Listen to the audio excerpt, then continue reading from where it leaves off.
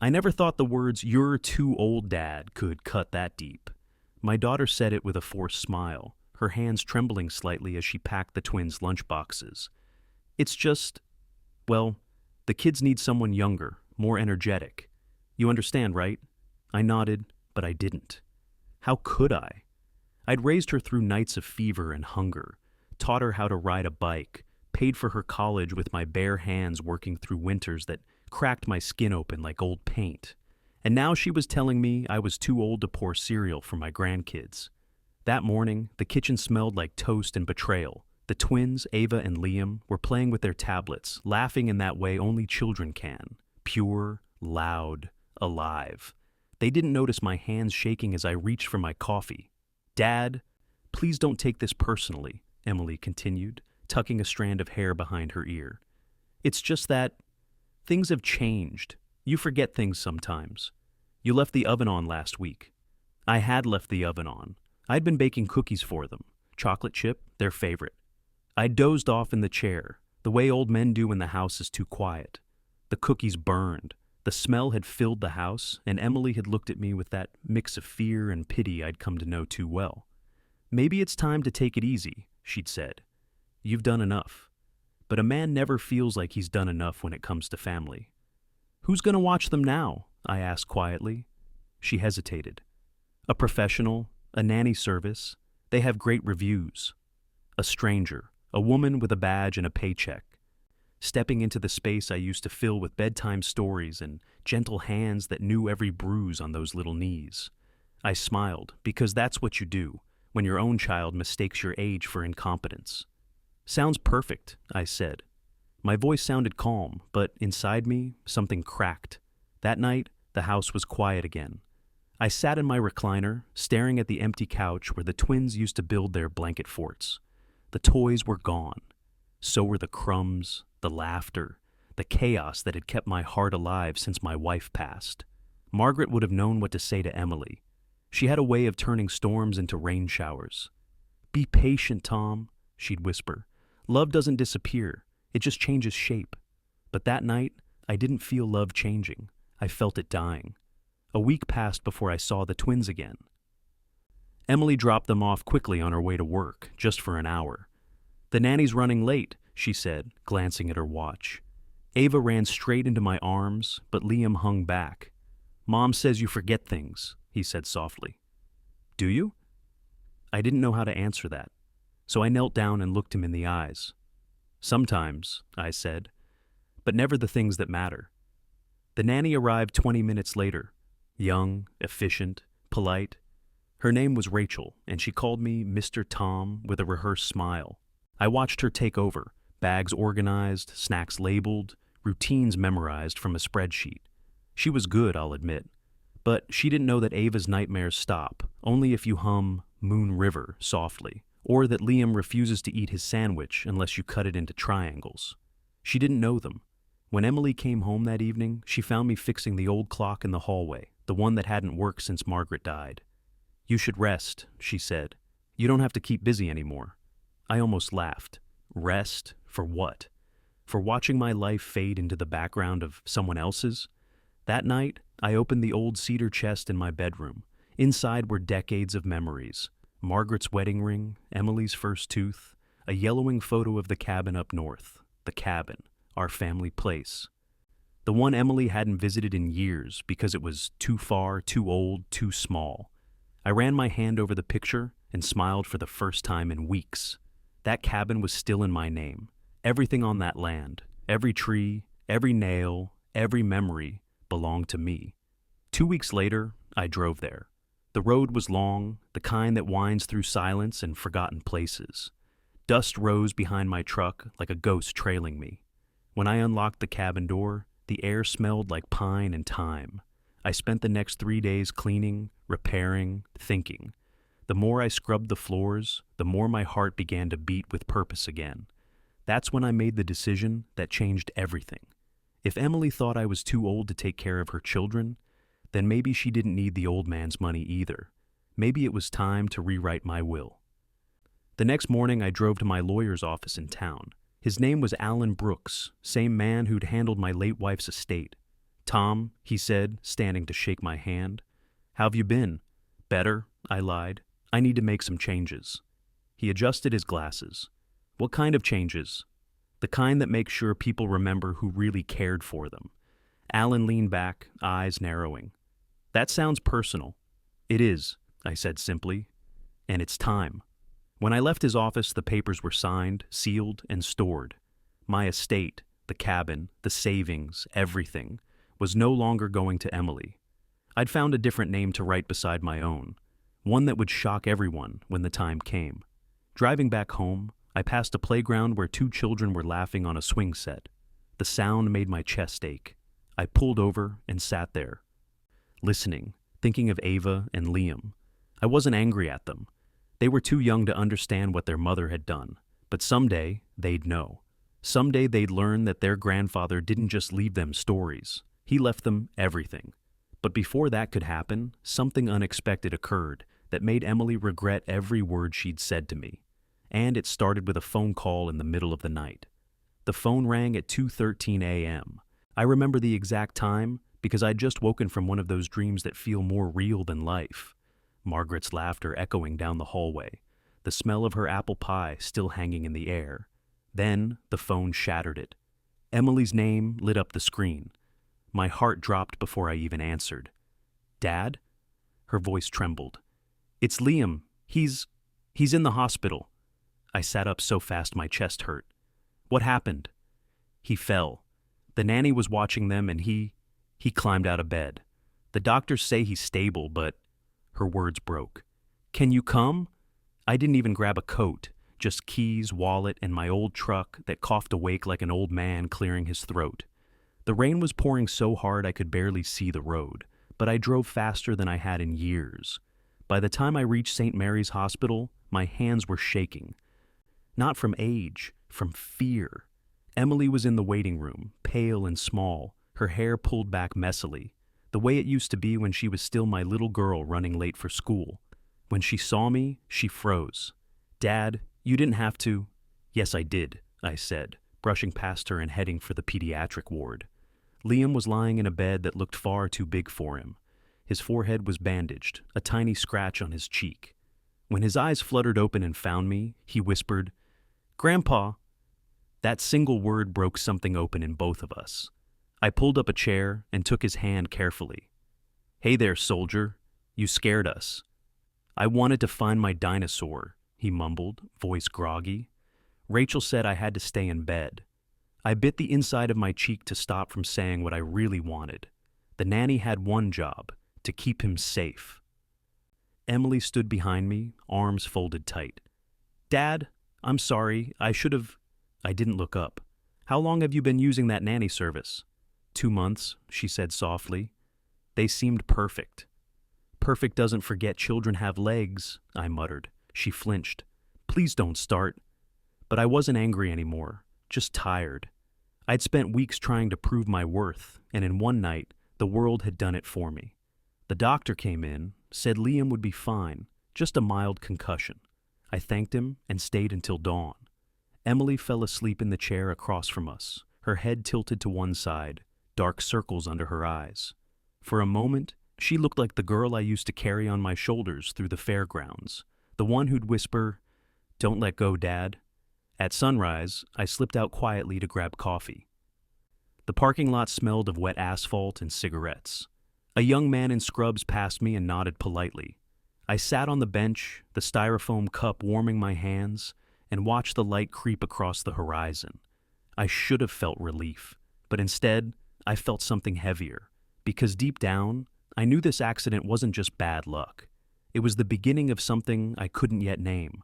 When I returned to the room, Emily was awake, scrolling through her phone with trembling hands. They're suing the agency," she said. "Rachel's license was fake. She lied about her certification."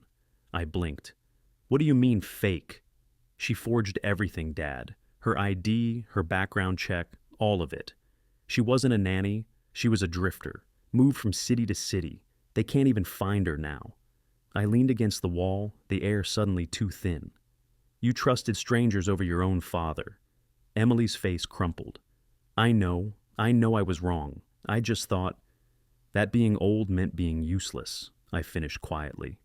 She didn't argue. She just started crying, quiet, guilt-soaked tears that made me ache more than anger ever could. I sat down beside her. For a long moment, we said nothing. Finally, she whispered, "Dad, can you stay with them for a while, just until things calm down?" I nodded. Of course. Liam was home 3 days later, a tiny superhero bandage on his forehead and a grin that could melt granite. Ava wouldn't leave his side. The house felt alive again. Toys scattered, cartoons blaring, laughter spilling through every corner. One evening, while I was cooking spaghetti, Emily came into the kitchen. "The twins keep talking about the cabin," she said. "You told them stories, didn't you?" "Maybe a few," I said, stirring the sauce. "They asked about Grandma's old fishing spot. I told them it's still there. They want to see it," she said softly. "And I think maybe I do too." Her eyes met mine, searching, fragile. "Would that be okay?" For a second I couldn't speak. The woman standing before me wasn't the daughter who'd told me I was too old.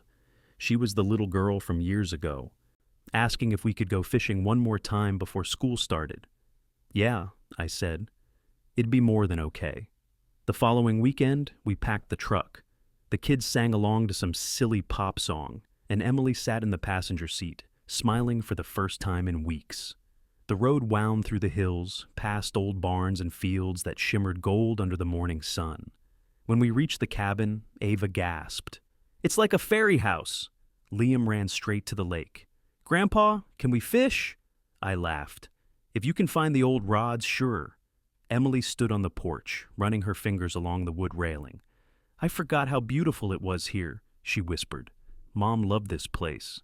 "She still does," I said quietly. For 2 days, we lived like time didn't exist.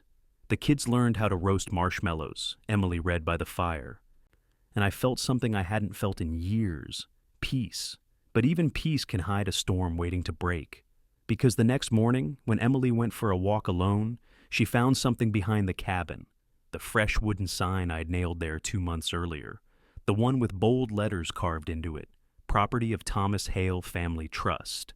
Beneficiaries, Ava and Liam Hale. When she came back inside, her face was white as ash.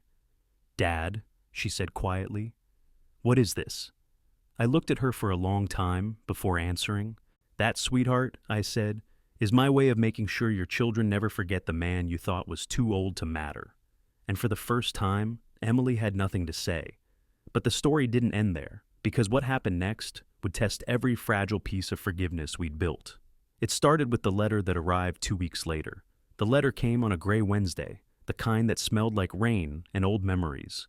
I found it tucked between bills and grocery flyers, but the handwriting stopped me cold, neat, elegant, deliberate. My late wife Margaret's handwriting. For a moment I just stared at it, my thumb tracing the loops of her name on the envelope. To Thomas Hale, to be opened when Emily returns to the cabin. My heart stumbled in my chest. I'd forgotten about the letters. Margaret had written them during her last months, one for each of us. For Emily, for the twins, and, apparently, one for me. I'd kept them sealed all these years because I couldn't bear to read her words alone. But now Emily was back. I sat on the porch, the lake whispering against the shore, and opened it. The paper trembled in my hands. "My dearest Tom, if you're reading this, it means Emily has come home. I want you to remember something important. Love doesn't die when people disappoint you. It hides, like sunlight behind clouds, waiting for the right moment to break through again. You were always the bridge between hearts in this family. Don't let pride burn it down. And if the day ever comes when Emily forgets who you are to her, remind her, not with anger, but with grace." I wiped my eyes. Margaret had a way of knowing things before they happened, as if she'd seen every future heartbreak and written me a map through it. That evening, I found Emily sitting by the fireplace, her laptop open, eyes red. "Dad," she said, looking up, "did you mean for me to find that sign?" I nodded. I wanted the truth out in the open. Her voice cracked. "You left everything to the kids?" "Yes." "And not to me?" I took a deep breath. "Sweetheart, you'll always have what you need. But the twins, they'll have what matters. This place, the memories, the reminder that family isn't something you hire. She looked away, jaw tight. "You're punishing me." "I'm teaching you," I said quietly. "The same way I taught you to ride a bike, by letting you fall once so you'd remember how to balance." She closed the laptop, stood up, and walked to the window. "I was just trying to protect them. I didn't want them to see you struggle." "Struggle?" I laughed softly.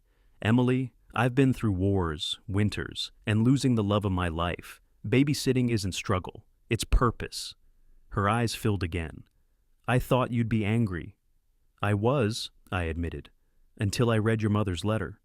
I handed it to her, the paper still warm from my hands. She read it silently, lips trembling. When she finished, she whispered, "She always knew what to say, didn't she?" She did. We sat together in the flickering firelight, and for the first time in years, there was no distance between us, only silence, the kind that heals. The next morning, I woke early to the sound of laughter outside. The twins were on the dock, trying to feed ducks with breadcrumbs. Emily stood nearby, arms folded, smiling. It was the kind of scene I'd prayed to see again. But peace never lasts forever. A black sedan pulled into the driveway around noon. A man in a pressed suit stepped out, carrying a briefcase. "Mr. Hale," he called, approaching the porch. "I'm attorney Raymond Cole. I represent the estate of your late brother, George Hale." I blinked. "George? I haven't heard from him in years." "What's this about?" The lawyer opened the case and handed me an envelope. "Your brother passed 3 months ago. He left behind certain assets tied to your family's property here. It seems there's been a mistake in the title registration." Emily appeared behind me. "What kind of mistake?" Mr. Cole adjusted his glasses. "The land this cabin sits on was co-owned. 50% belonged to your father, and the other half remained under George's line. His son, your nephew, is now claiming his share." I felt my stomach drop. "David?" I muttered. "He hasn't spoken to us in 20 years. "I'm afraid he's filed a petition to sell the property," Cole said. "You'll receive an official notice next week." Emily's face went pale. "He can't do that, can he?" "Legally he can," the lawyer said, "unless you can buy out his share." I looked at the cabin, the porch where Margaret had laughed, the lake that mirrored every sunset of our lives. Losing it wasn't an option. "Tell him I'm not selling," I said. Mr. Cole gave a polite, practiced smile. "Then I suggest preparing for a fight, Mr. Hale, because your nephew already has a buyer lined up." When he drove off, Emily turned to me, panic in her eyes. "Dad, what are we going to do?" I stared out at the water, the reflection of clouds shifting across its surface. "We're going to do what Hales always do," I said. "We're going to fight for what's ours." That night, I couldn't sleep. I sat at the kitchen table with a stack of old papers, deeds, tax receipts, family letters. Emily hovered nearby, anxious. "Dad, I didn't even know you and Uncle George shared this place." "Neither did I said. "Your grandfather bought it for both of us, but George moved to Chicago and never looked back. I thought his share was forgotten." "Well, it's not," she murmured. She was right. And the thought of my greedy nephew selling the only piece of our family's soul made my blood burn. By morning, I'd made up my mind. "Pack the kids," I told Emily. "We're staying here for a while." "What about work?" "Family first," I said. "Always." Over the next few days, the cabin filled with life again. Breakfast pancakes, messy art projects, and evening fishing trips. But every joy was shadowed by the threat hanging over us. One evening, as the kids slept and the crickets sang outside, Emily whispered, "Dad, I can help you buy it back. I'll sell my car, take out a loan." I shook my head. "No, this fight started with me. I'll end it." She looked at me like she was seeing me for the first time. "You really would give everything for us, wouldn't you?" "I already have," I said.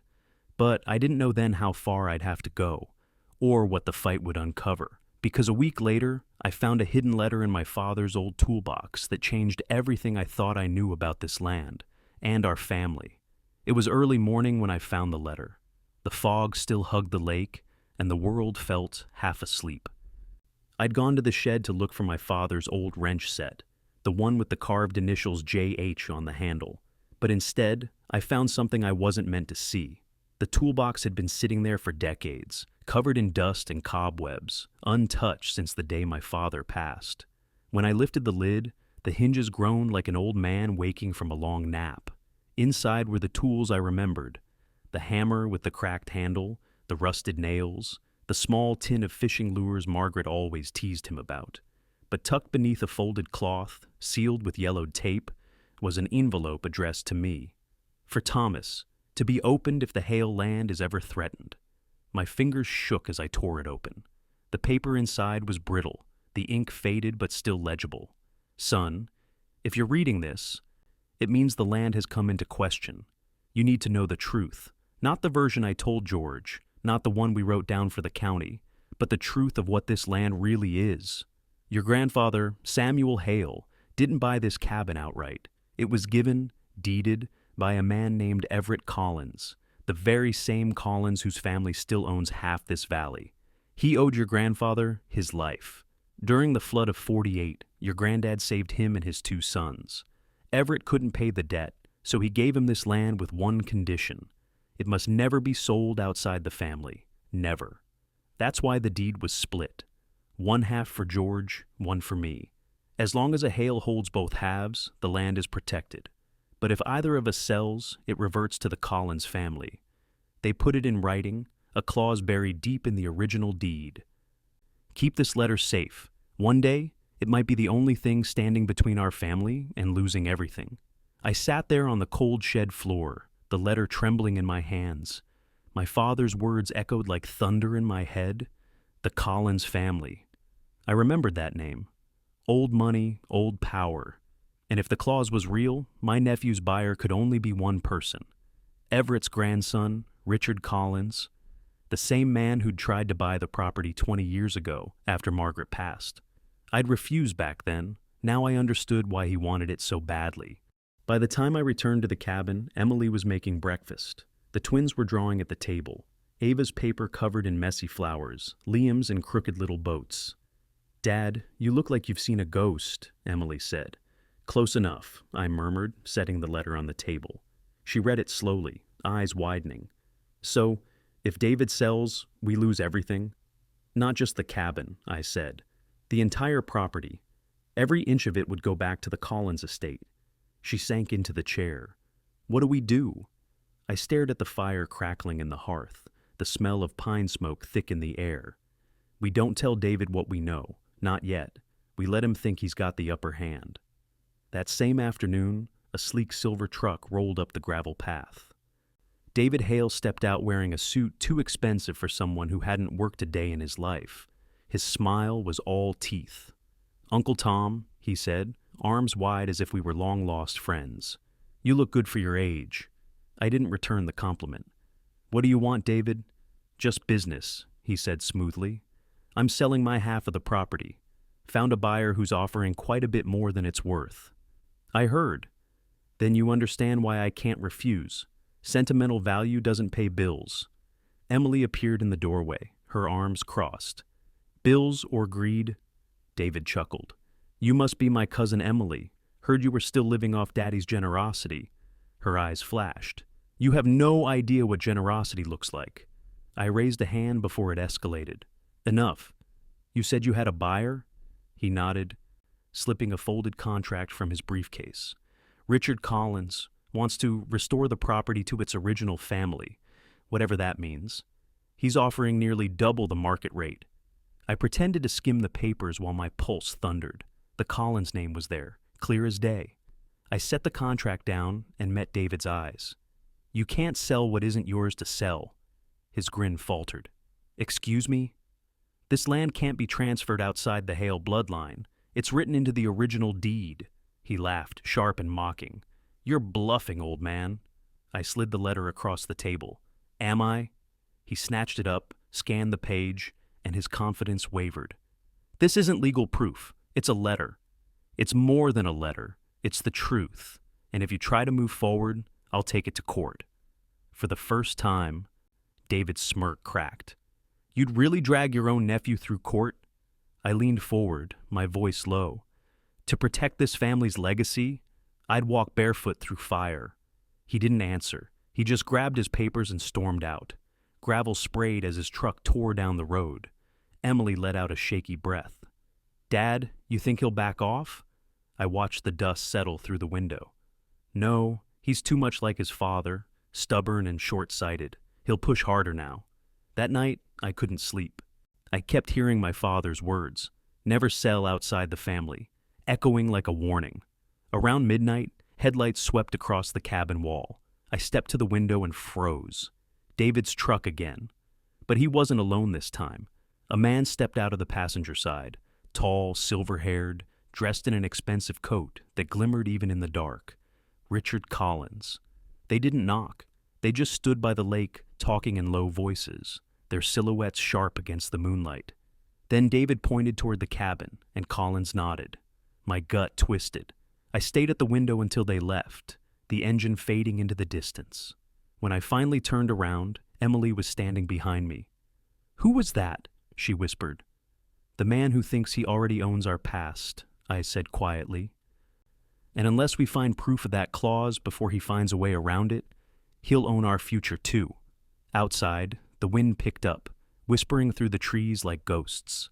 The fight for our land, for everything Margaret and I built, had just begun. By morning, the storm had rolled in from the north, dark clouds churning over the lake like a warning. The wind howled against the cabin walls, rattling the windows. I didn't sleep a second that night. Every creak of the floorboards, every distant sound in the woods had me sitting up, heart pounding. I'd lived through plenty of fights in my life, with debt collectors, with time, with grief, but this one felt different. This one was about history. Emily found me at the kitchen table, hunched over the deed papers spread across the wood like a map of our fate. The smell of coffee filled the air. "You didn't sleep," she said quietly. "No time for that," I murmured. "He's coming back." "David?" I nodded. "And Collins. Men like that don't take no for an answer. They'll find a way around the clause if we don't stop them first." She sat down across from me, tucking her knees under the chair like a little girl again. "What if you're wrong, Dad? What if the letter isn't enough? What if the court says it's just a story?" I met her eyes. "Then we find proof that it's not." The cabin's old record chest sat in the corner, the one my father built himself, its drawers swollen with years of humidity and secrets. I spent half the day digging through it, dust stinging my eyes, receipts, photos, hunting licenses, and then, near the back, a rolled-up parchment bound with twine. The edges were brittle. The ink faded, but the title made my pulse race. Property Transfer Agreement, Collins Hale, 1949. Emily leaned over my shoulder as I unrolled it. The words were hard to read, but there it was. The clause, written in neat, deliberate script. "This property shall remain under joint Hale ownership in perpetuity.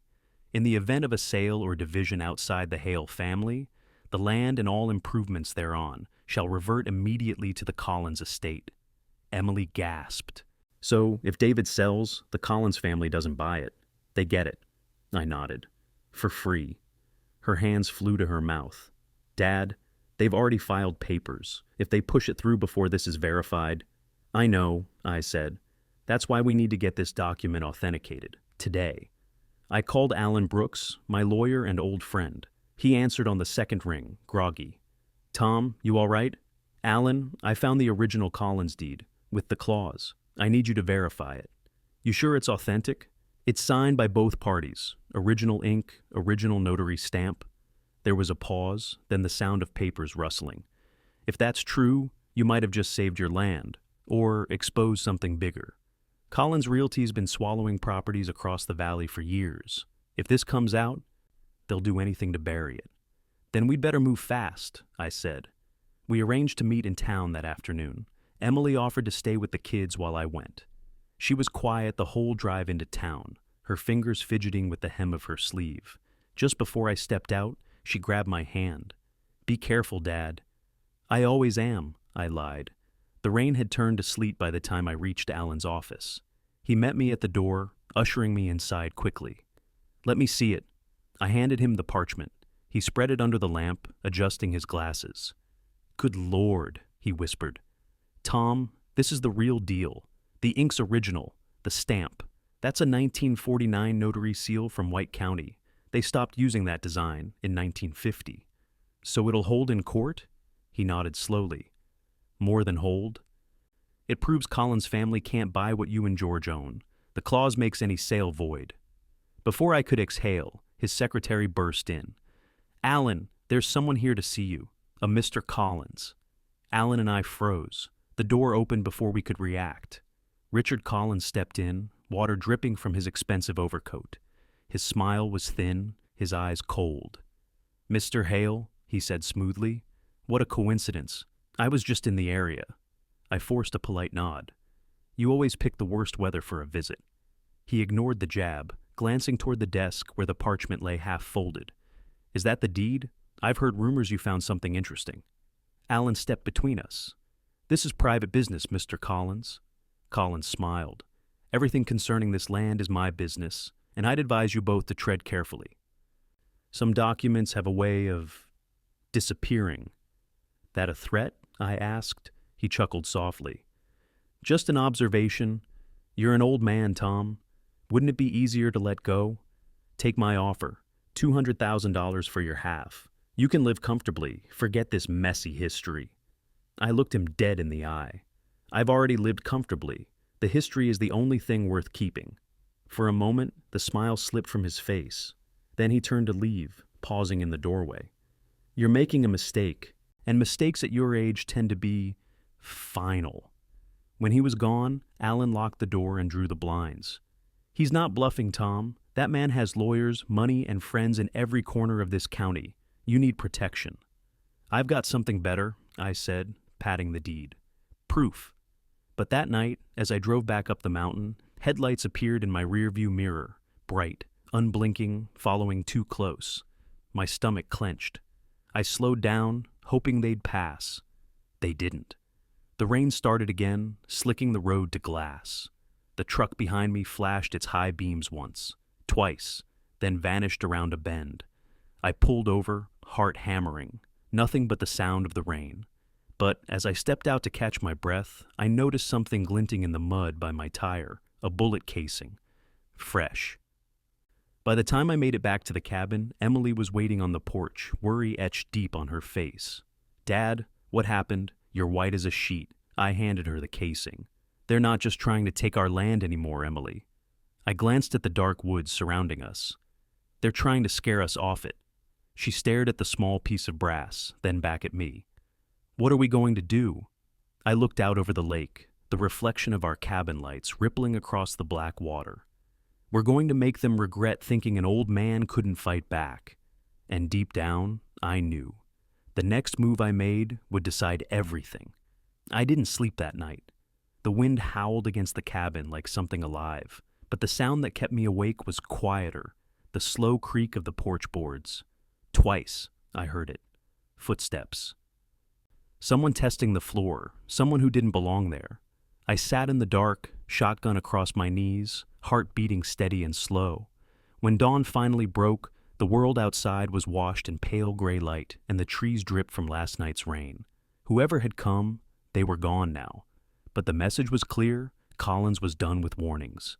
At breakfast, Emily tried to pretend everything was normal. She flipped pancakes for the twins, smiled too wide, but her hands shook.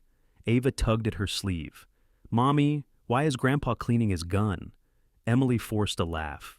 He's just fixing it, sweetie. I didn't correct her. After the kids ran off to play, I sat across from her. Emily, it's time to stop pretending. They want this land, and they'll do anything to get it. If something happens to me, she cut me off. Don't you dare. Listen to me, I said, my voice low. The deed, the letter, everything. It's locked in the safe behind the old bookshelf. Combination's your birthday. If I don't come back from town today, you take the papers straight to Alan. Don't call the sheriff here. He's in Colin's pocket. She stared at me, tears filling her eyes. Dad, please don't go alone. I've been fighting for this family my whole life, I said softly. I'll finish what I started. By noon, I was back on the road to town, the deed wrapped in a waterproof sleeve beside me. The plan was simple. Meet Alan at the courthouse, file the document officially before Collins could tamper with the sale. But when I turned onto Main Street, Something was wrong. Alan's office door was wide open, the front window shattered. Papers littered the sidewalk like fallen leaves. I ran inside, calling his name. The office was a mess, drawers pulled out, filing cabinets pried open. Alan was sitting behind his desk, pale but conscious, a bandage on his forehead. "Tom," he croaked, "they came for it." I helped him sit up. "Who?" "Colin's men. They tore the place apart looking for the deed. I told them you still had it." My stomach dropped. "Did they take anything?" "Just my pride," he said with a shaky smile. "But they'll come for you next. Tom, you can't stay here. File it online. Get it on record now before they stop you." I nodded, clutching the document tighter. "Hold on, Alan. This ends today." I left through the back alley, rain starting to fall again. My truck's engine roared as I sped toward the county clerk's office, tires throwing mud. When I arrived, I half expected Collins himself to be waiting. But the lobby was quiet, just the smell of old paper and polish. The clerk, an older woman named Nancy, looked up from her desk. "Mr. Hale, I thought you filed last week." "Not this one," I said, handing her the parchment. "I need this registered immediately. Priority." Her eyes widened when she saw the seal. "Is this original?" "Yes. 1949, signed and notarized." She nodded briskly. "Then you just saved yourself a fortune, sir. Once I scan and certify this, no one can touch your property." As she fed the document into the scanner, the front doors burst open. Collins stormed in, flanked by two men in dark coats. His smile was gone. "Nancy," he said smoothly, "stop what you're doing. That document's contested." Nancy looked from him to me. "He doesn't have authority here, Mr. Hale. The system already logged your submission." Collins' jaw tightened. "You think a piece of paper will stop me?" I stepped forward, my voice steady. "It's not just a piece of paper. It's a promise. My father's, my grandfather's, and now mine." For a moment, no one moved. The only sound was the hum of the scanner finishing its work. Nancy stamped the certified copy and handed it to me. "Congratulations, Mr. Hale," she said quietly. "It's official." Colin's face went red. "You old fool. You don't know who you're dealing with." I met his glare. "I know exactly who I'm dealing with. A man who's about to lose everything he thought he owned." He lunged forward, but his men held him back. The deputies arrived minutes later, summoned by Nancy's silent alarm. Colin's threats echoed down the hallway as they escorted him out. When I stepped back into the rain, I felt something I hadn't felt in years. Not relief, not victory, but peace. The kind that comes after a storm. Emily and the twins were waiting on the porch when I got home. The kids ran to me first, wrapping their arms around my legs. Emily's eyes were wet but bright. "Dad?" she asked, voice trembling. "Is it over?" "It's over," I said, holding up the certified copy. "This land's ours. Forever." She threw her arms around me, sobbing into my shoulder. "I'm sorry, Dad. For everything I said. For thinking you were too old. You were the only one strong enough to protect us." I smiled, my throat tightening. Being old just means I've had more time to learn what's worth fighting for. That night, after the kids went to bed, Emily and I sat by the fire. The cabin was quiet again, the way it used to be when Margaret was alive. The deed lay between us on the table, sealed in a plastic folder. The ink gleaming softly in the firelight. "You know," Emily said, staring at the flames, "I think Mom would be proud of you." I chuckled softly. She'd say I took too long to figure it out. Outside, the rain had stopped. The lake was still, reflecting the stars above it. I stepped out onto the porch, breathing in the cold, clean air. For the first time in years, everything felt right. The land, the family, the quiet heartbeat of home. Then I heard small footsteps behind me. Ava. She tugged on my sleeve, clutching a folded piece of paper. "Grandpa, I made you something." I opened it, a crayon drawing of the cabin, the lake, and all of us holding hands beneath a big yellow sun. Above it, in crooked letters, she'd written, "Our family, forever." I felt my eyes sting. I lifted her up, holding her against my chest as the wind rustled through the pines. "That's right, sweetheart," I whispered. "Forever." Behind us, the cabin glowed like a promise kept. And for the first time in a long, long while, I didn't feel old. I just felt home.